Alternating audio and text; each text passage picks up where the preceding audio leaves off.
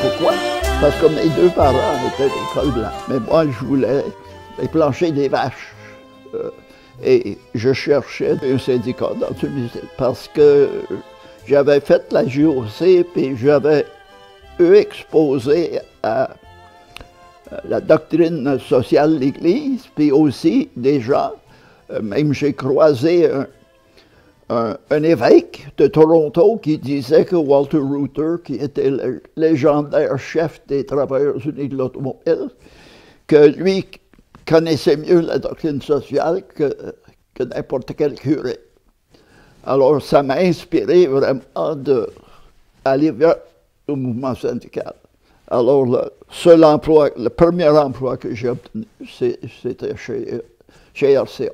L'usine faisait ses propres pièces pour les télévisions, les radios, puis tout ça. Et moi, je les prenais d'un département, puis je les transférais à la chaîne de montage. Ils fabriquaient les transformateurs, et puis je transférais ça selon les besoins aux chaînes de montage. À Saint-Henri, le syndicat communiste des années 40, United Electrical Workers, qui était désaccrédité par la loi du cadenas de Maurice Duplessis. Et quand je suis entré là, à Victor, le nouveau syndicat était accrédité. C'est un syndicat international des travailleurs de l'électricité. C'était juste quelques mois que c'était. Alors j'étais chanceux, je rentrais dans une période où les conditions favorisaient un avancement rapide parce que certains des gens qui n'étaient pas communistes, mais qui s'est fait comme syndicalistes embarquer dans ces choses-là, à tel point qu'un certain nombre avait de la misère à traverser la frontière, même s'ils étaient juste membres de ce syndicat-là, qui était très militant. Alors, c'est comme ça que je me suis ramassé là. Puis à RCA, durant la guerre, il y avait Léa Robach, qui a un centre nommé à son nom, qui était communiste. Léa Robach était une vraie héroïne de la classe ouvrière. Durant le temps qu'elle était agent d'affaires, il avait un poste à temps plein pour la section locale, parce qu'il avait assez de membres. Et puis elle constamment refusait des augmentations de salaire que les membres voulaient lui donner. Elle prenait 30 piastres par semaine. Alors, c'était une espèce d'héroïne. Sans l'avoir jamais connue, je l'ai admirée quand même. Communiste, pas communiste, c'était admirable ce qu'elle faisait. Il y avait dans le textile, Ken Rowley et Madeleine Parent étaient en pleine fleur jusqu'avant cette période-là. En entrant dans l'usine, un autre fait, tout innocent que j'étais, le syndicat est en place, il avait une clause, après 3 mois, tu es obligé. Moi, j'ai décidé, mais écoute, pourquoi attendre 3 mois, je m'en allais au local, je vais demander de signer ma carte. Mais, tu sais, j'ai fait ça en toute innocence, mais mes futurs camarades syndicaux étaient tout étonnés de voir quelqu'un qui signe sa carte avant de passer ces 3 mois. Alors, c'était pas longtemps, j'étais nommé vice-président du local, mais pour apprendre que le vice-président dans un local ne faisait pas grand-chose. Alors, quand même, j'ai commencé à un moment donné, là, j'étais délégué de département. Puis c'est intéressant parce que ça, c'est le début des années 50. Et puis, il y avait 95 filles et 5 gars dans le département où je travaillais. Puis ils voulaient que je devienne délégué. Je dis, écoute, je ne parle pas encore assez bien le français. Alors, une des filles qui était très intéressante et qui est intéressée dans le syndicat, mais elle ne voulait pas prendre la responsabilité, elle a accepté d'être déléguée adjoint. Alors, si j'avais des problèmes avec parce que la plupart, c'était des filles, alors des fois, les problèmes touchaient un peu le côté féminin des affaires, alors les filles étaient plus à l'aise à parler à une fille qui, elle, traduisait, mais j'ai vite... c'était une usine avant-gardiste dans bien des... Tu sais, 20 ans avant la loi 101, tout le monde dans l'usine, dans les cadres et tout ça, parlait français. Le directeur du personnel, c'est un nommé Pat Davis, un pur Irlandais, parlait parfaitement français. Les femmes, il y avait une femme qui était comme l'assistante, mais pour les filles, parce qu'il y avait beaucoup de filles dans le plan. Elle était la veuve d'un général polonais. Elle parlait 7 langues, dont le français, avec un gros accent, mais elle était charmante et comme une mère pour les filles. Là. Et puis le syndicat était accepté. C'est un cas exceptionnel à cette époque-là. J'ai tombé dans un bon champ de patates. Et après ça, pas longtemps, ils m'ont fait élu délégué, chef délégué de tous les délégués. Et puis, ils m'ont élu à temps plein dans la section locale. Tout dans l'espace de 4, 5, peut-être 3, 4 ans. Et au fond, personne ne me demandait de partir, mais c'était la période où la compagnie commençait à construire des usines en Ontario, jamais au Québec, évidemment, dans l'époque. Le nombre de membres baissait avec toutes ces fermetures. Alors, j'ai dit, écoute, ça n'a pas de bon sens de garder quelqu'un à temps plein et de payer un salaire. Mais finalement, ça a disparu dans la brume. Alors, à ce moment-là, je suis parti en Ontario avec ma grosse expérience syndicale pour chercher à travailler dans une usine des UAW, des TUA. À cause de Walter Reuther, c'est comme mon idole, c'est comme Maurice Richard dans le domaine de hockey. C'était mon chose. Puis son syndicat, effectivement, était chanceux parce qu'à l'époque, au CIO américain, le président du CIO était Reuther des travailleurs automobiles, puis le secrétaire trésorier du CIO, la grande centrale, était Jim Carrey, qui était président de mon syndicat international des travailleurs d'électricité. Alors, je suis parti en Ontario et j'ai fait Studebaker existe encore. Alors, je suis allé faire l'application Studebaker. J'ai fait l'application à GM à Oshawa. Alors, après ça, j'ai fait ma seule expérience longue de chômage. Et finalement, Jacques-Victor Morin, qui était bon ami à moi, il m'a trouvé un poste avec on appelait ça le Comité ouvrier des droits de l'homme, mais c'était financé par Jewish Labour Committee, dont mon boss était Sid Bloom était un juif anglophone qui pilotait ça. Puis j'ai fait ce travail-là à l'époque, c'était de faire des cours pour expliquer les problèmes de Noirs à Montréal. Donc, il avait de la misère à trouver des appartements, puis toutes sortes d'incidents comme ça. Et puis, pas longtemps après, ben là, j'ai eu une offre d'aller à Drummondville pour les travailleurs du textile. J'ai passé 3 ans là, fait une grosse grève là. Il y avait 3 usines de Celanese à l'époque, le gros à Drummondville, une à Sorel, puis une à Quaticook. Et puis, j'ai passé 3 ans, j'ai mis ça en place. On a eu une grève de la grosse usine qui a duré quelques mois, mais pas longtemps. Toujours des grèves intéressantes, parce que cette fois-là, la saison de patinage, les parcs étaient fermés. La ville nous a prêté une cabane de leur parc pour les grévistes, pour les piqueteurs. Et puis finalement, la compagnie a accepté qu'on se branche sur leur électricité dans l'usine. Et puis, ça a duré quelques mois, puis à un moment donné, ça finit vite. J'ai eu un appel à minuit le soir de me rendre à Québec parce que la compagnie avait une grosse commande à remplir. Alors, à l'époque, surtout les syndicats du côté syndicats industriels, on était comme une gang d'amis. Le conseil du travail de Montréal, du CIO, le Congrès canadien du travail, le CCT à l'époque.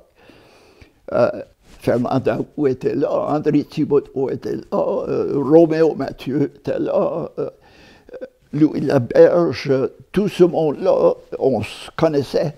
Et puis, nos syndicats n'étaient pas assez gros au Québec à ce moment-là pour que tu places dans un... On maraudait un peu, mais amicalement entre les syndicats. J'ai eu une offre, André Thibodeau m'a offert un poste à l'Hydro-Québec, puis c'est là la période où j'ai passé proche, commencé à considérer le CSN comme un très bon syndicat bien. Et puis, je me demande si quelqu'un m'avait offert un poste au CSN, j'aurais peut-être à cette époque-là allé. J'ai acquis une certaine réputation de bon négociateur, puis de bon dans les arbitrages, puis des choses comme ça. Après ça, j'ai fait 5 ans au SCFP.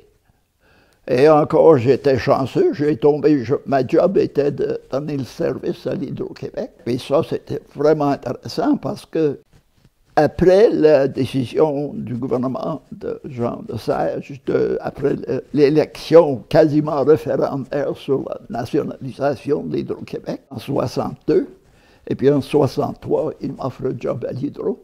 Alors, ma premier job, c'est qu'on avait une bataille avec la CSN dans le Shawinigan, qui était le plus gros des anciennes compagnies privées, qui couvrait la Tuque, à Sainte-Thérèse, à Beauharnois, jusque dans la Beauce, jusque à Charlebourg, en Québec, puis toute la Mauricie jusqu'à la Tuque, puis même plus haut, Rapide-Blanc était une de leurs unités. Alors, ma job, le syndicat avait fait une campagne de recrutement. Ils ont déposé la requête. Et là, dans une célèbre fin de semaine, la veille du travail, la CSN a fait une grosse contre-attaque et ont fait démissionner un paquet de monde. Alors, on était dans le désert un peu, personne ne savait. Alors, ma job, je faisais le tour du Québec, puis ça a fait beaucoup dans ma sensibilisation québécoise. J'ai connu toutes ces régions que j'ai nommées. Et on a fini par une vote, où les deux partis s'entendaient pour un vote, et puis on a perdu. Mais là, il est arrivé le gros vote, c'est que finalement, la Commission des relations de travail, il y avait 24 unités syndicales dans les différentes unités dans les anciennes compagnies privées, puis aussi dans Hydro-Québec à Montréal. Finalement, Hydro a demandé au gouvernement de fusionner tout ce monde-là pour le nouveau Hydro-Québec. Alors, on avait le CSN, on avait quelques syndicats, une couple de syndicats de l'FTQ qui étaient dans une ou l'autre des unités à travers la province qui étaient des compagnies privées.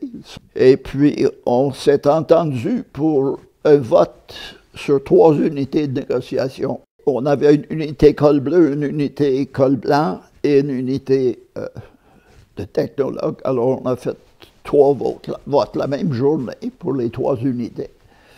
Et puis, on a gagné tous les 3. On se demandait après, on m'a dit que c'était la qualité du service que je donnais à l'ancienne Hydro, avant tout ça, qui a fait la différence. Mais en tout cas, un de mes adversaires les plus notables était Pierre Vadeboncourt, que durant 14 mois d'audition, nous, on avait Guy Merrill Desaulniers, qui était le héros de la gauche québécoise, la gauche social-démocrate, qui, quand je demandais s'il donnerait du service à mes membres à RTA Victor, il dit oui. Il échangeait 5 piastres pour une consultation, n'importe quelle consultation. C'est un gars très motivé. Alors, c'est lui qui est un plaideur qui a fait un magnifique travail, mais c'est là que j'ai connu Pierre Vadeboncourt, le père de Dr. Vadeboncourt, qui milite aujourd'hui pour le système public de santé. Après le vote, ben là, c'était ma job de fondre les 24 conventions pour faire 3. Ça, c'était un job. Puis, écoute, évidemment, on prenait le meilleur de chaque, parce que la CSN en Saguenay avait une couple de bonnes choses, puis on avait des bonnes choses à Hydro, puis bonnes choses ici et là. Alors, c'était un document de rêve, et j'ai eu le privilège de déposer là devant les yeux étonnés du directeur d'Hydro-Québec, Roger Martin. Et puis, évidemment, on était obligé de faire quelques petits changements, mais on a eu une bonne convention collective quand même. C'est les premières négociations Hydro que j'ai connues, René Lévesque et Jacques Parizeau. Parizeau était le fonctionnaire, le cerveau financier comme fonctionnaire. Et puis, c'est lui qui venait à la table, qui pilotait la table de négociation, sans nécessairement être là tout le temps. Mais quand il y avait question d'argent, c'est lui qui venait. Alors, je les ai connus tous les deux à ce moment-là.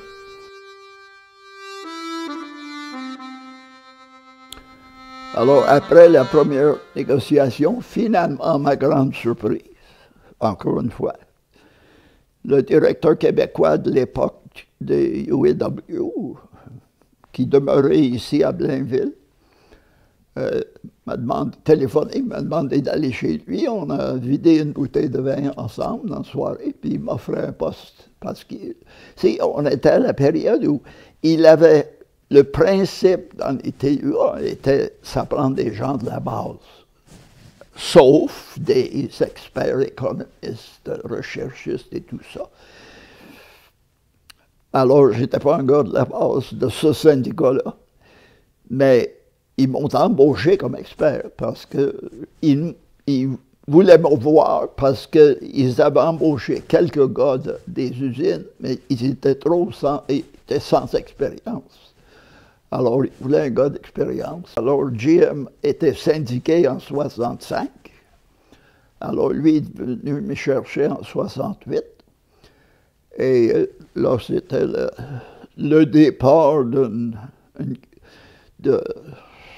13 ans au TCA. Après ça, il y avait 5 ans de politique, puis 3 autres années avec le TCA, puis j'ai pris ma retraite. En 68, on me donnait tous les désastres. Comme d'habitude, c'était toujours les jobs compliqués qu'ils me donnaient.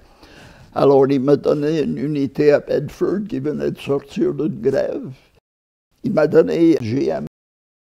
il m'a donné Pratt & Whitney, qui était, ou à cette époque-là, c'est United Aircraft. On disait des fois que ça prend des fois une grève dans la vie d'une compagnie. Il y a une grève qui marque après une longue période, puis ça, c'était un grève qui a réglé le cas de United. Et c'est drôle, mais cette grève-là, après que tout ce qui s'est passé, la compagnie a changé la plupart de leurs agents qui faisaient affaire avec le syndicat. Ils avaient tellement leur réputation brûlée qu'ils se sont mis à être des bons citoyens corporatifs, puis de financer des galeries d'art, des événements culturels et tout ça. L'atmosphère a changé, puis on continue, depuis 1990, notre contrat parfait. Ça fait maintenant 75, 85, 95, 2005. On est presque rendu 40 ans. Là, et puis, il n'y a jamais eu une autre grève. Même pas un soupçon de négociation. OK, c'est encore une multinationale qui ne prend pas toutes les décisions, mais on a mis au monde un Québécois francophone comme président de United Technologies mondial, président de 22 millions par année. C'est un gars qui était surintendant de l'usine de GM. Ils ont adopté Peace and Prosperity comme slogan.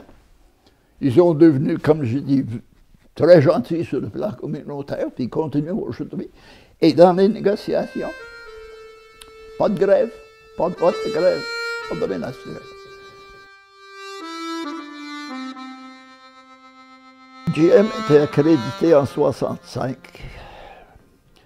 Les négociations de 1967, les 2 premières années, la compagnie les a payées beaucoup moins que... Ils ne payaient pas le salaire minimum. À l'époque, ils donnaient, je pense, 1,93 l'heure. Mais dans les prochaines négociations canadiennes, en 1967, l'objectif était d'amener Sainte-Thérèse au même niveau que les autres usines canadiennes. Et ça a été atteint sans grève. En 1970, là, c'était les syndicats aux États-Unis et canadiens revendiquaient des salaires paritaires dans les 2 pays. On a fait une grève qui a duré quelques semaines, pas énormément de temps. Et on a gagné le principe, éventuellement, d'avoir les salaires uniques, mais après qu'on règle le général, il y a des choses locales de chaque usine, particulières à chaque usine. Par exemple, on a décidé de faire la bataille pour le français langue de travail, parce que, à compter de 1965, les cadres de GM à Sainte-Thérèse étaient des anciens travailleurs d'Oshawa qui ont été amenés ici pour enseigner leur expertise aux travailleurs québécois. Alors, la plupart d'eux ne parlaient pas français, puis nos gars, pour beaucoup de nos membres-là, c'était leur premier job industriel de leur vie. Beaucoup d'irritation entre les anglophones cadres et les travailleurs. Souvent, on donnait des ordres en anglais, puis si le gars ne comprenait pas le français, il n'exécutait pas l'ordre comme il faut, puis tout de suite, les superviseurs crispés appliquaient des suspensions. Alors, le vice-président international, il n'y avait pas de problème pour lui. On a dit on ne peut pas garder 200 000 travailleurs en grève parce qu'un local a un problème comme ça, puis on acceptait ça. Même le comité de négociation de Sainte-Thérèse a dit correct. Bien, le chef de négociation avec GM a appelé, puis il dit écoute, on règle le général, mais Sainte-Thérèse va continuer en grève autorisée par l'international jusqu'à ce qu'il obtienne. Alors ça continue quelques semaines. Et puis finalement, René Lévesque nous a donné une porte de sortie dans ce sens où il a pris publiquement position, puis je pense que c'est dans les grosses titres partout au Québec. On ne peut pas demander 2000 travailleurs québécois de se battre pour la langue de 6 millions. Alors il dit, je vous demande, puis c'était très personnel, il dit, je demande aux travailleurs de retourner au travail, on s'engage d'adopter une loi pour prévoir dans la législation l'obligation de travail en français. Alors, le comité a considéré, puis les membres aussi, puis écoute, ça faisait peut-être 6 semaines de grève générale, puis quelques semaines de plus de grève tout seul. Donc, on va chercher ça. Il y avait une confiance énorme dans René Lévesque. 6 ans après, la première loi que Lévesque a mise sur le programme était la loi sur le français au travail.